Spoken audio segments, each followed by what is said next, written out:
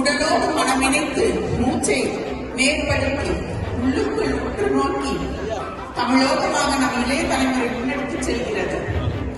தாம்பா, San Antonio மற்றும் Dallas என்று முப்பெரும் சங்கங்களின் சிறார்களோடு அனுபவத்திலும் வயதிலும் மூட்டையும் பயிற்சியாளரோடு இந்த நிகழ்ச்சி நடந்தேற உள்ளது.